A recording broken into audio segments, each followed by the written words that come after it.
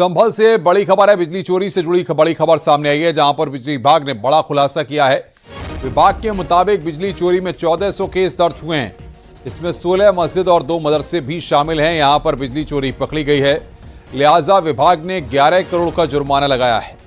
2 दिन पहले भी 42 लोगों के खिलाफ बिजली चोरी की रिपोर्ट दर्ज हुई है। बता दें कि एसपी सांसद जियाउर रहमान बर्क पर 1 करोड़ 91 लाख का जुर्माना लगा है।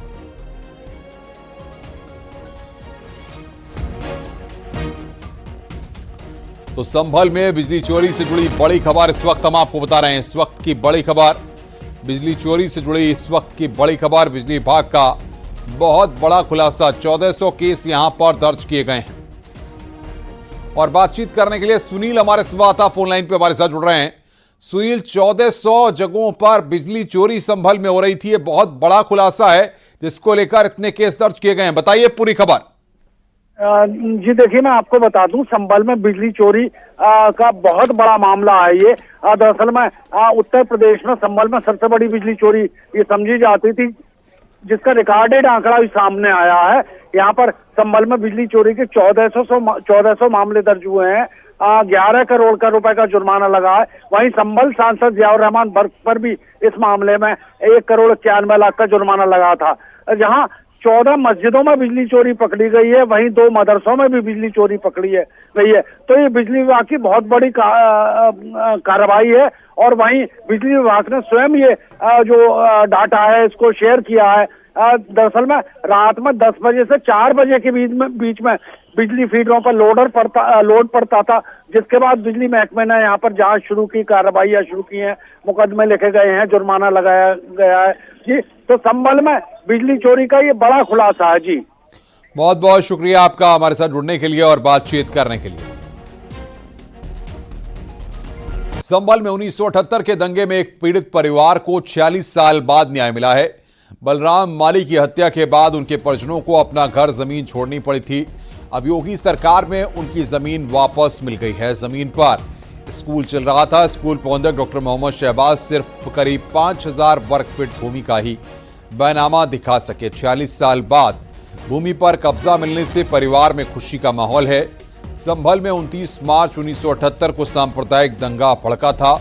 कई हिंदुओं को जिंदा जला दिया गया था। 100 से अधिक परिवार पलायन कर गए थे। इधर बलराम की हत्या के बाद उनके परिजनों के अलावा 20 अन्य परिवार भी अपनी संपत्ति छोड़कर पलायन कर गए थे।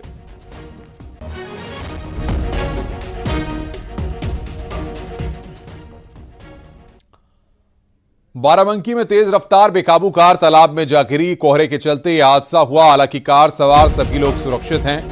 आसपास के लोगों ने आनन फानन में ट्रैक्टर की मदद से कार को बाहर निकाला। फतेहपुर थाना क्षेत्र की यह घटना है, जहां पर कस्बा फतेहपुर की यह घटना है। यह तस्वीर इस वक्त हम आपकी स्क्रीन पर आपको दिखा रहे हैं किस तरीके से यह घटना यहां पर पेश आई है। वो तस्वीर इस वक्त आप देख रहे हैं। तो ट्रैक्टर की मदद से यहां पर निकली कार। फतेहपुर थाना क्षेत्र का यह पूरा मामला है जो इस वक्त हम आपकी स्क्रीन पर आपको दिखा रहे हैं। तालाब में किस तरीके से बेकाबू कार वहां पर गिर गई, यह हम आपको बता रहे हैं।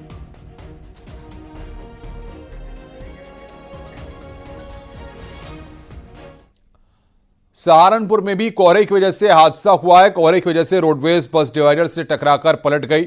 हादसे में 6 मुसाफिर घायल हुए। बस में 40 यात्री सवार थे। यह हादसा दिल्ली यमुनोत्री हाईवे पर चुनेटी फाटक के पास हुआ। बहराइच में बाइक को अज्ञात गाड़ी ने टक्कर मार दी। हादसे में बाइक सवार महिला की मौत हो गई, जबकि महिला का पति गंभीर रूप से घायल हो गया। हादसा रामगांव थाना क्षेत्र के रेहुआ मंसूर गांव में हुआ है। मुजफ्फरनगर में भी कोहरे की वजह से हादसा हुआ। हाईवे पर कई गाड़ियां आपस में टकरा गईं। घटना NH 58 की है।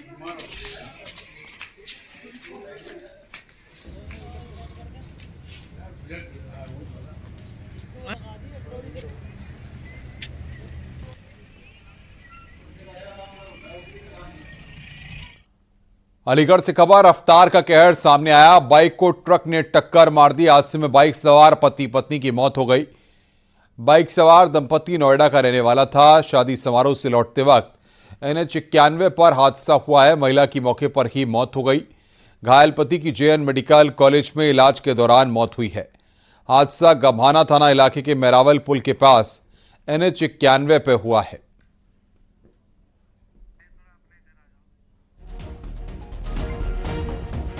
तो यहां पर शादी समारोह से लौटते वक्त यहां पर यह हादसा हुआ, यह हम आपको बता रहे हैं।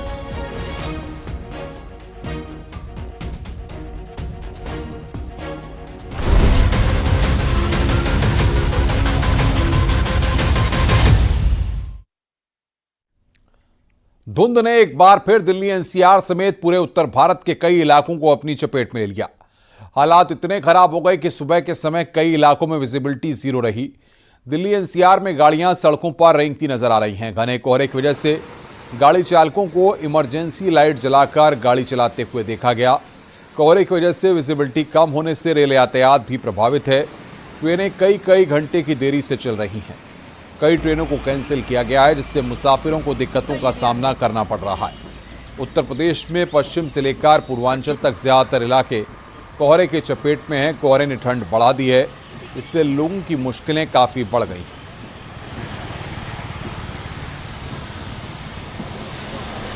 उत्तर प्रदेश में कई जिले घने कोहरे की चपेट में हैं। लखनऊ में पड़ रहे कोहरे की वजह से लो विजिबिलिटी बनी हुई है, जिससे कई सारी फ्लाइट्स घंटों लेट हैं। वहीं ट्रेनों के संचालन पर भी असर हुआ है, जिसके चलते 30 ट्रेनें 2 से 10 घंटे की देरी से लखनऊ पहुंची। इसी तरह से खराब मौसम और कोहरे का असर न सिर्फ डोमेस्टिक फ्लाइट्स बल्कि इंटरनेशनल फ्लाइट्स पर भी पड़ा है। जहां दमाम से लखनऊ आने जाने वाली 2 उड़ानें रद्द कर दी गई हैं, वहीं कई सारी अन्य फ्लाइट्स भी घंटों लेट हैं, जिनमें दुबई, शारजाह, अहमदाबाद और कोलकाता की फ्लाइट्स का नाम शामिल है। खास करके सुबह और शाम के समय कोहरा ज़्यादा होने से फ्लाइट्स और ट्रेन्स लेट हो रही हैं, जिसकी वजह से यात्रियों को परेशानी का सामना करना पड़ रहा है। कैमरा पर्सन मनोज चाई के साथ नितिका दीक्षित, न्यूज़ 18 लखनऊ। गोरखपुर में एक बार फिर मौसम ने करवट ली है। मौसम विभाग ने गोरखपुर के लिए येलो अलर्ट जारी किया है। मौसम में लगातार उतार चढ़ाव देखने को मिल रहा है। गोरखपुर में मौसम का उतार चढ़ाव लगातार देखने को मिल रहा है। एक बार फिर से ठंड ने दस्तक दे दी और कड़ाके की ठंड ने लोगों को ठिठुरने से मजबूर कर दिया है। लोग अपने घर से अब जब निकल रहे हैं तो पूरे शरीर को ढक कर निकल रहे हैं। यही 2 दिन पहले इतनी तेज धूप थी कि लोग स्वेटर बर्दाश्त नहीं कर पा रहे थे। हालांकि मौसम विभाग का कहना है कि अगले 3 से 4 दिनों तक ठंड रह सकती है। गोरखपुर के लिए येलो अलर्ट जारी हुआ है। साथ ही बारिश की संभावना व्यक्त की गई है। हल्की सी बदली आज भी छाई हुई है। अगले स्मार्ट के साथ रामगोपाल द्विवेदी, न्यूज़ 18 गोरखपुर। कड़ाके की ठंड के बीच नोएडा घने कोहरे की चादर में लिपटा हुआ है। चारों ओर स्मॉग की चादर छाई है। विजिबिलिटी 50 मीटर से भी कम है, जिसकी वजह से गाड़ियों की रफ्तार पर ब्रेक लग गया है। सड़क पर गाड़ियां रेंगती नजर आ रही हैं। दिल्ली NCR में सुबह से ही जबरदस्त कोहरा पड़ रहा है। उसकी सीधी तस्वीरें दिखाते हैं। आज विजिबिलिटी ना के बराबर है। इस वक्त हम 37 कट में मौजूद है और आपको सीधी तस्वीरें दिखाएंगे। देखिए किस तरीके से जो विजिबिलिटी है वो करीब 50 के आसपास है। तापमान में भी गिरावट देखी गई है। आज गलन भी महसूस हो रही, ठिठुरन भी है और साथ ही हवा जो है वो लेकिन कहीं ना कहीं हल्की चल रही है, लिहाजा थोड़ा आराम लोगों को मिल रहा है। लेकिन विजिबिलिटी और कोहरा ज़बरदस्त है। AQI की बात करें तो नोएडा का एयर क्वालिटी इंडेक्स 260 के आसपास दर्ज किया गया है, वहीं ग्रेटर नोएडा का 230। तो जाहिर तौर पे कोहरे पहली बार देखा जा रहा है और विजिबिलिटी बिल्कुल कम है। लिहाजा लगातार लोगों से अपील भी की जा रही है कि जो तय स्पीड है, जो तय लिमिट है, उसी के मुताबिक चले।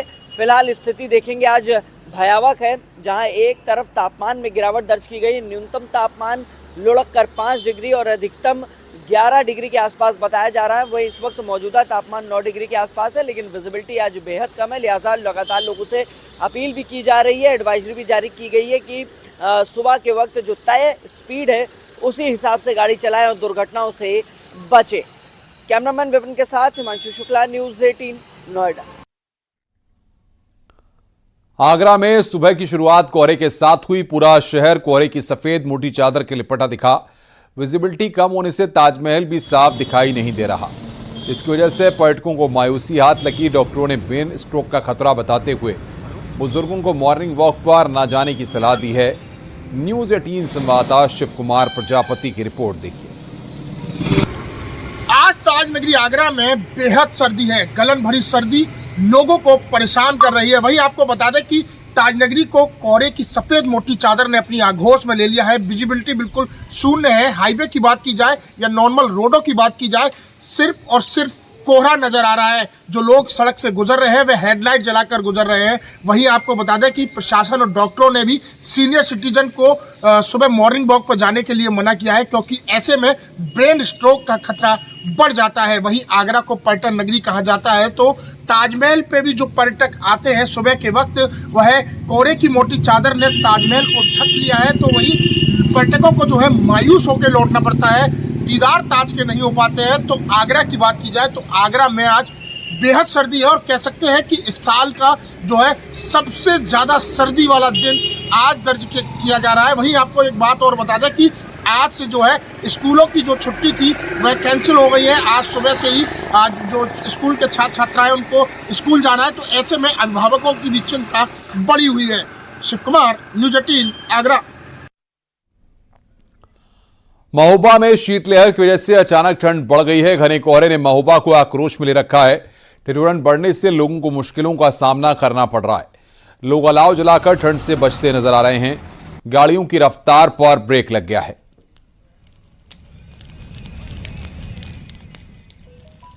विजिबिलिटी कम है, रफ्तार पर ब्रेक लग गया है। बड़ी खबर यहां पर हम आपको बता रहे हैं, ठंड से बचने के लिए अलाव का सहारा लिया जा रहा है। कोहरे और ठंड का डबल अटैक यहां पर देखने को मिल रहा है।